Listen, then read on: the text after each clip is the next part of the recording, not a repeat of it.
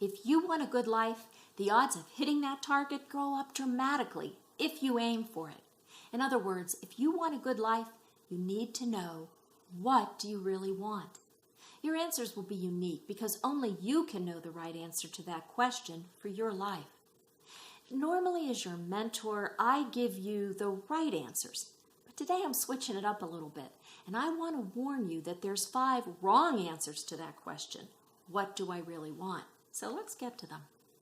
The first wrong answer to what do I really want is what everyone else thinks you should want. Hear me out. All of us are pursuing, whether we're conscious of it or not, our own path to a good life, with our own goals in mind. Parents dream of creating a better life for their kids. A good boss may be grooming you to take over his job so he can make it to the executive suite. And I'm not being critical of either one of those dreams. We need other people to accomplish our goals. Marriage is a great example of 2 people coming together to build a good life. And there's great wisdom in the saying, by yourself, you're unprotected. With a friend, you can face the worst. But it's easy to get caught up in the wake of someone else's dream and stop being conscious and intentional about the purpose for your own life. The second wrong answer when deciding what do you really want in life is to choose what you're willing to settle for to avoid conflict. Making decisions to keep the peace can work well in the moment and for a limited period of time, but not as a lifetime choice. For example, you may go along with your husband's choice for a vacation because he feels strongly about it, or his parents have their hearts set on keeping up with the family tradition. Family R&R time is just one aspect of a good life, and it's an important one. In the moment, I understand why it might feel easier to avoid a confrontation with your in-laws or your husband. And flexibility and compromise are essential for a good life. If you zoom out and consider what R&R looks like in the long run for you and your family, how do your preferences influence the outcome? If you fail to pursue what's important to you about family R&R and family time together, and you end up suppressing those desires and the anger or sadness or frustration that might come with it, do you know that in the long run, it can affect your health, your blood pressure, your anxiety, your memory, even create depression? Your dreams and life purpose are not supposed to make you sick. They're meant for you to thrive. As your mentor, I caution you about settling for less than what you really want to avoid conflict or upsetting people. It's not healthy. It can develop into bitterness and resentment, and that's not a good life. I hear the third wrong answer to the question, what do I really want, in a lot of the small groups that I lead. I hear people limiting their dreams based on what they think they can have or what they think they deserve.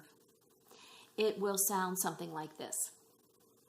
What's the point? I don't have a college degree, so I'm never going to have that big career. It also sounds like, I have messed up so many times. I'm just not cut out for a good relationship. Do you hear the defeat and hopelessness in those words? It makes me so sad to hear people either give up or make choices that reinforce those limiting beliefs. Here's the truth. It's never too late to change, to learn, to turn away from your past. Your mistakes don't define you, and your failures don't have to dictate your future. I'm living proof of that. So we've covered 3 wrong answers to the question, what do I really want in life? What other people think I should want, what I'm willing to settle for and avoid conflict, and what I think I can have or what I think I deserve. The 4th wrong answer has to do with making comparisons. When you look at other people, there's almost always a gap in background or in skills, a gap in intelligence or education, a gap in experience, a gap in finances or standard of living. And that's normal because we're all different. God created you to be unique. Do you also know that He created you to want to be unique? Because of that desire He put in your heart, trying to become a clone of someone else will cause you to feel like a failure. You'll be frustrated and unfulfilled because you aren't becoming the person you were created to be. That's why it's a mistake to choose what you really want in life based on what other people have or what they're doing.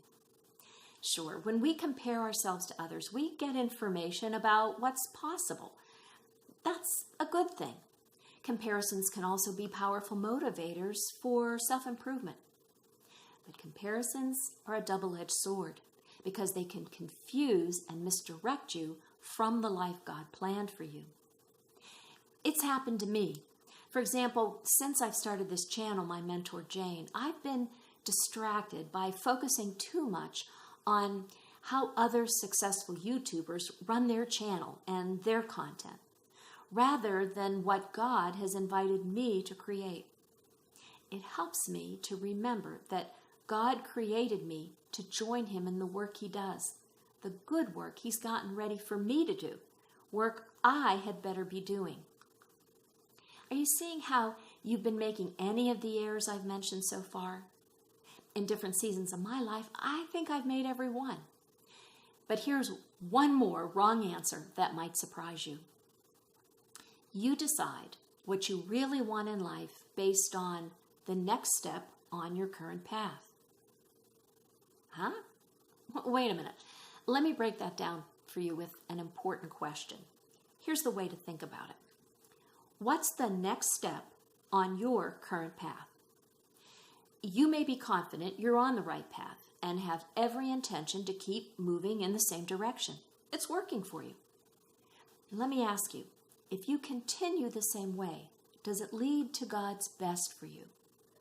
Or is it at all possible that God has a change in course or a different pace in mind? I'm not saying or suggesting it has to be a major overhaul or change in direction. I am suggesting you might take some quiet time at the end of this video or later and simply ask, Jesus, I want to follow you. Am I on the right path? I want to speak to someone who is listening to this video and you've been going around and around in circles, stuck in repeating patterns that lead you right back where you started from. And it's not a good place. Let me ask you that question. What's your next step on your current path? Will it lead you to fulfillment or failure, growth or decline? Will it strengthen your relationship with Jesus or drive you further away? It's an important question to ask yourself. Is it time to break away from what's familiar and get out of the habits and behaviors that just keep leading me back to where I started?